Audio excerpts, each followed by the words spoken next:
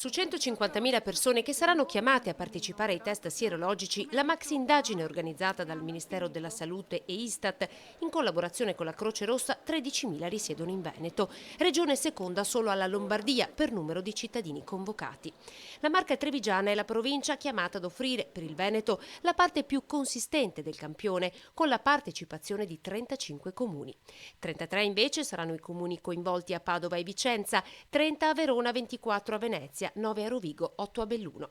172 comuni in tutto il Veneto parteciperanno all'operazione di indagine più importante fino ad ora organizzata dall'inizio della pandemia, che permetterà di identificare le persone che hanno avuto il contatto con il virus e di conseguenza mappare il suo movimento, comprendere i diversi gradi di infettabilità anche in base alle fasce d'età.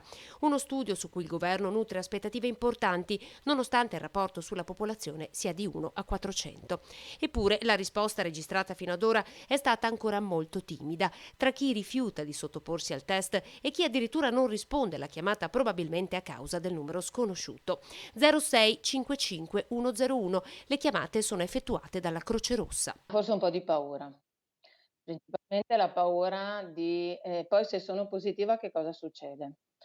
Io la leggo così, nel senso noi abbiamo partecipato allo screening che è stato fatto al Palaverde, diciamo e quindi i primi dal 5 maggio in poi, a tutte le forze dell'ordine, ai sindaci, ai vari comuni, alla protezione civile, polizia locale e quant'altro.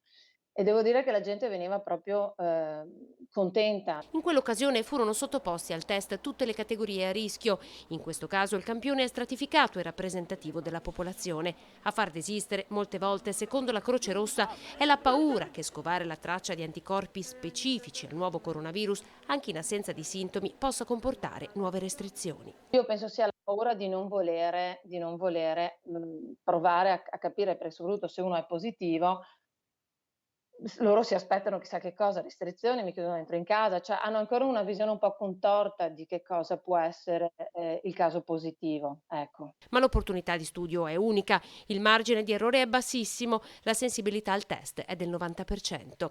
Chi accetta deve compilare un questionario e poi sarà chiamato presso il centro prelievi più vicino.